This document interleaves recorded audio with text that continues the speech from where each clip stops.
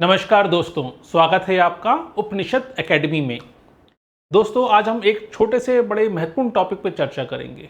वैसे तो ये टॉपिक अपने आप में काफ़ी गहन है और इस पर काफ़ी घंटों की चर्चा हो सकती है, लेकिन हम आज संक्षिप्त रूप में एक महत्वपूर्ण अवधारणा को समझने का प्रयास करेंगे।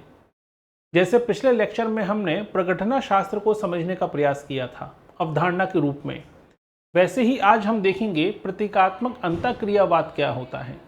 तो चलिए शुरुआत करते हैं बिना किसी देरी के आज के लेक्चर की। और आज का हमारा लेक्चर है प्रतीकात्मक अंतःक्रियावाद। अब यह प्रतीकात्मक अंतःक्रियावाद क्या है? पहली बात तो ये महाशय कौन है? ये हैं ब्लूमर, हार्वर्ड ब्लूमर, जिन्हें हम इस शब्द का जो शब्द को गढ़ा है, इस शब्द का जो प्रतिपादन किया है, क्योंकि अवधारणा तो इनके गुरु हार्वर्ड मीड ने प्रस्तुत करी थी, लेकिन ब्लूमर ने ये शब्द गढ़ा है। ठीक है, याद रखिएगा। सबसे पहले हम बात करते हैं प्रतीकात्मक अंतःक्रियावाद। तो ये प्रतीकात्मक अंतःक्रियावाद जो है, इसमें दो शब्द हैं, पहला है प्रतीक और दूसरा है अंतःक्रिया। क्या कॉन्सेप्ट है, इसको ध्यान समझिएगा। बहुत से लोग केवल शब्दावली के आधार पर इस अवधारणा को समझने का प्रयास करते हैं। उन्हें लगता है कि प्रतीकों के आधार पर अंतःक्रिया करना यही प्रतीकात्मक अंतःक्रियावाद है। इतना आसान नहीं है। प्रतीकात्मक अंतःक्रियावाद में दो शब्द हैं, एक है प्रतीक और एक है अंतःक्रिया। अब यहाँ पे थोड़ा सा समझने की कोशिश कीजिए। क्या हम किसी भी व्यक्ति के साथ इंटरेक्शन कर लेते हैं? अगर आप ट्रेन में यात्रा कर रहे हैं, बस में यात्रा कर रहे हैं या किसी समारोह में गए हैं, तो क्या अचानक से किसी के साथ भी आप संवाद शुरू कर देते हैं? किसी के साथ भी आप डिबेट शुरू कर देते हैं? ऐसा नहीं होता है। आप सामने वाले के हाव भाव को समझने की कोशिश करते हैं, उसकी परिस्थितियों को समझने की कोशिश करते हैं, उसके चेहरे के हाव भाव को समझते हैं, उसके संकेतों को समझते हैं, उसके आधार पर आप अंतःक्रिया करते हैं। और प्रतीकात्मक अंतःक्रियावाद इसी बात का जिक्र करता है कि हमारे द्वारा की जाने वाली अंतःक्रियाएं हमेशा प्रतीक और प्रतीकों के अर्थ पर निर्भर करती हैं। अभी हम इसको उदाहरण से समझेंगे।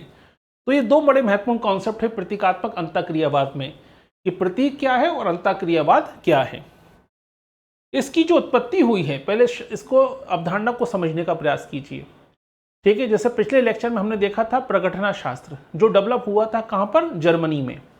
इसी प्रकार से अगर हम देखें तो प्रतीकात्मक अंतःक्रियावाद उभर कर सामने आया कहाँ पर? शिकागो स्कूल में। कहाँ पर? अमेरिका में।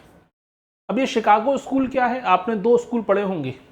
एक है फ्रैंकफर्ट संप्रदाय जो जर्मनी में है, जिसको जर्मन स्कूल भी कहते हैं, जर्मन संप्रदाय भी कहते हैं, और दूसरा है अमेरिका का शिकागो स्कूल।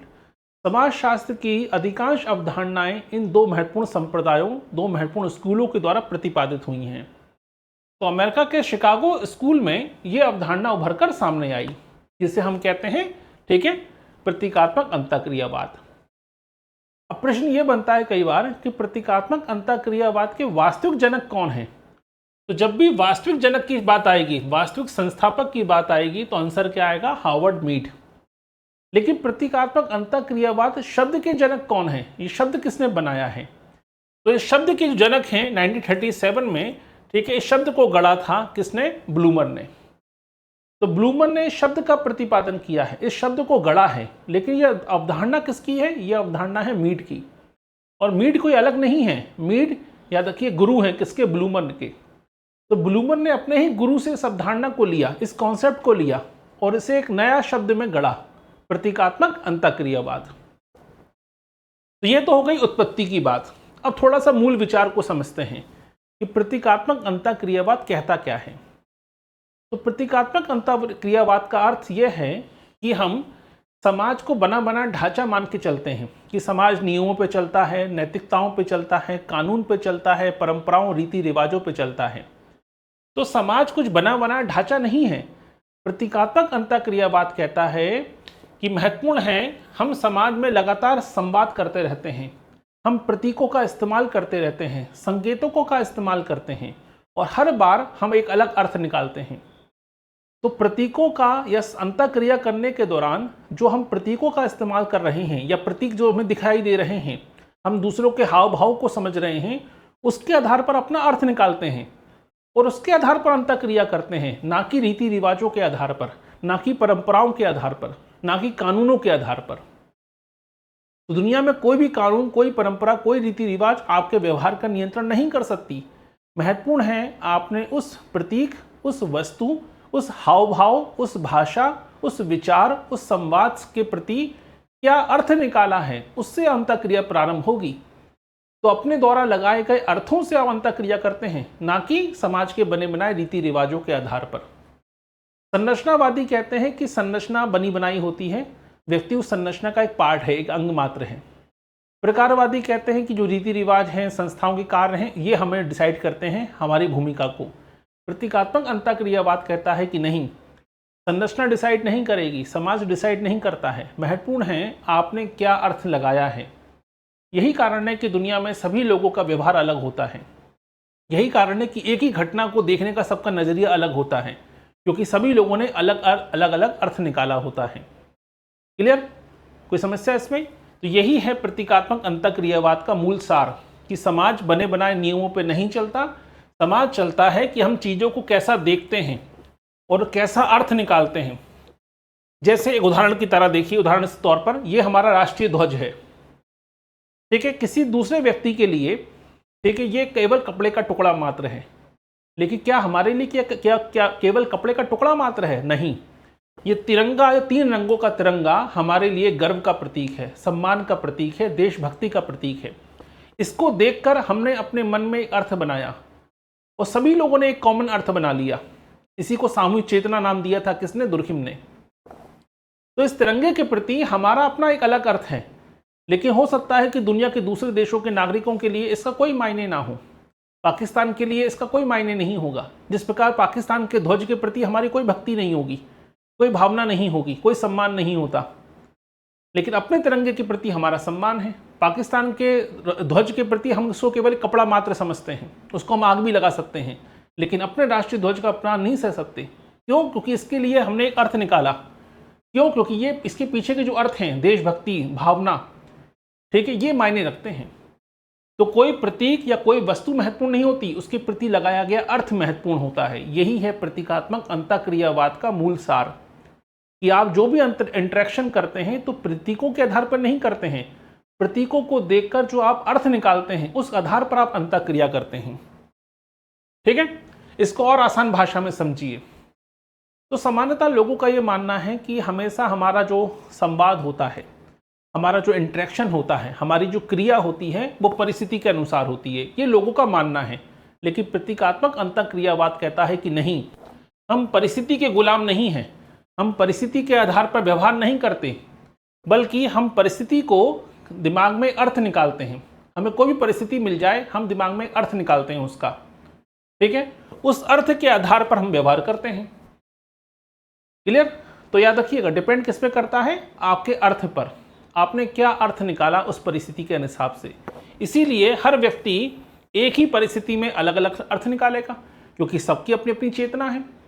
जैसे अभी देखिए, जंतर मंतर पर युवाओं का आंदोलन हुआ, कॉकरोच जनता पार्टी का आंदोलन हुआ, जहां पर बहुत अधिकांश लोगों ने इसे एक आंदोलन के रूप में देखा। वहीं मीडिया के कुछ पत्रकारों ने इसे चाइना की साजिश, पाकिस्तान की साजिश, अमेरिका के CIA की साजिश के रूप में देखा। इसे विदेशी फंडिंग से प्रायोजित आंदोलन बताया। इसका मतलब परिस्थिति तो एक ही थी, सबने अलग अलग अर्थ निकाला। उसी हिसाब से लोगों ने क्या किया? इंटरेक्शन किया, प्रतिक्रिया देना शुरू कर दी।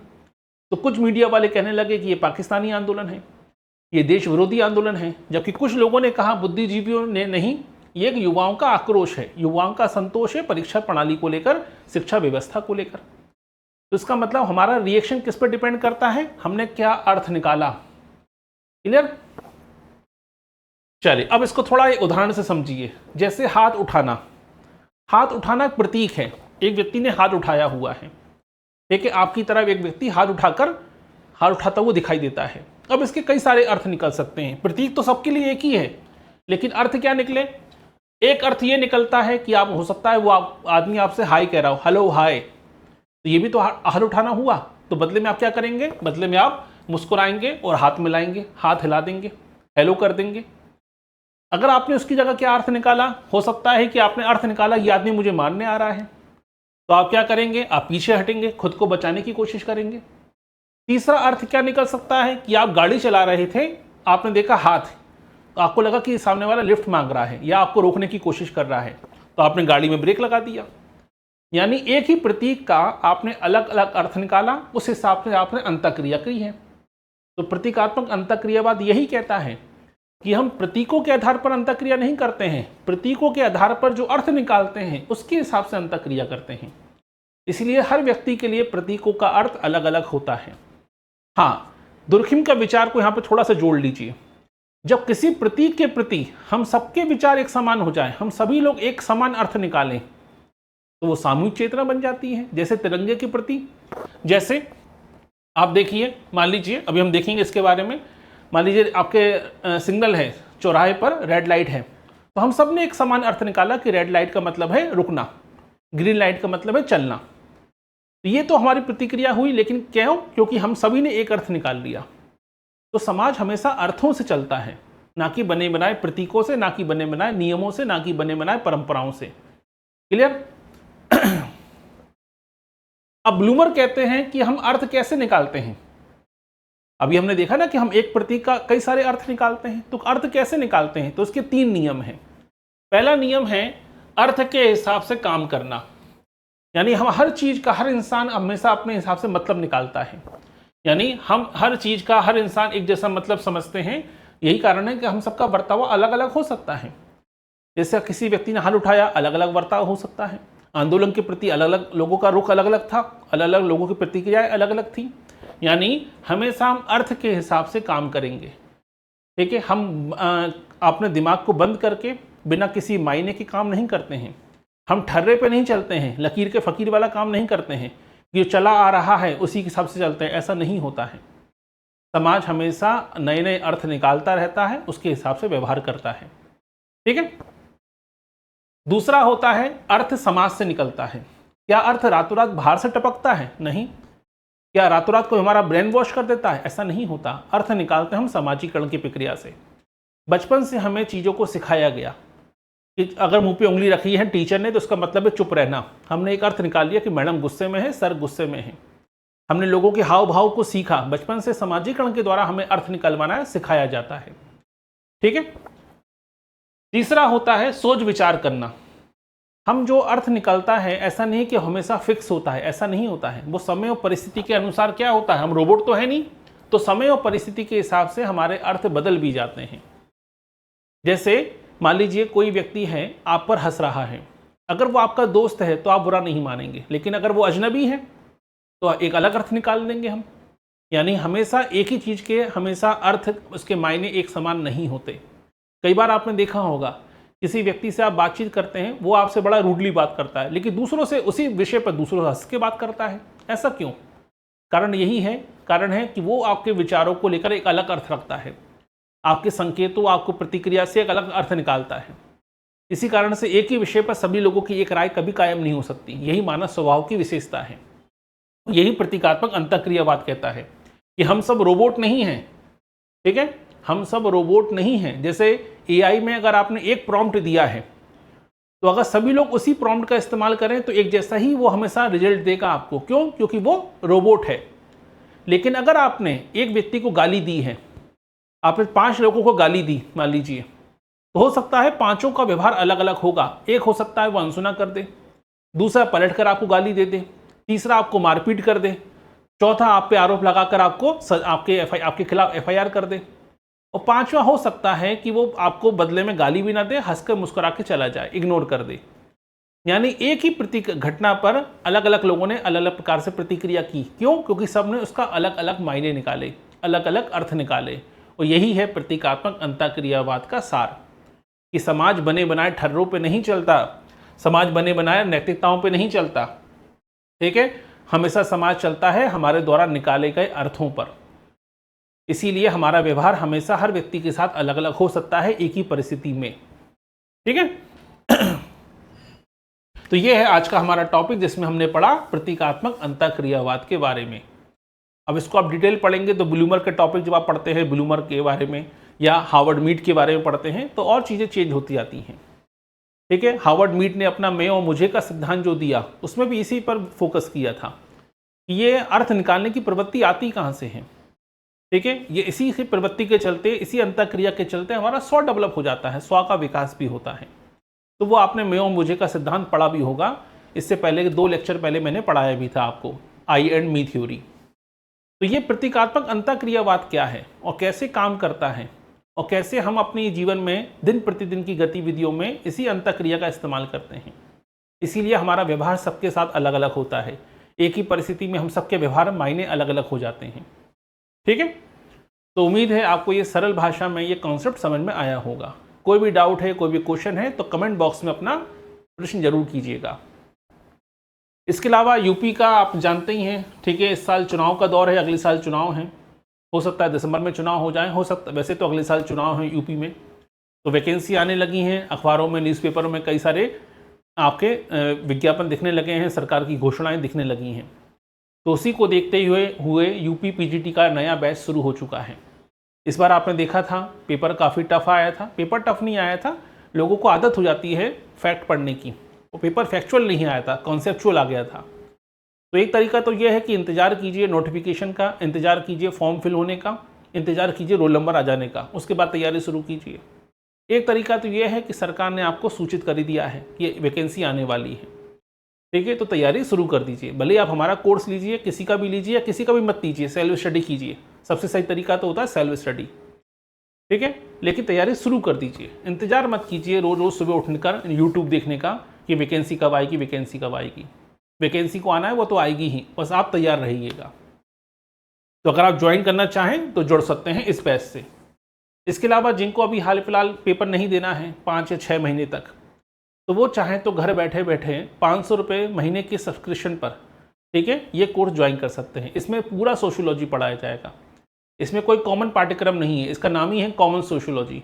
सारे थिंकर, सारी अवधारणाएं, सब कुछ एक साथ पढ़ाया जाएगा।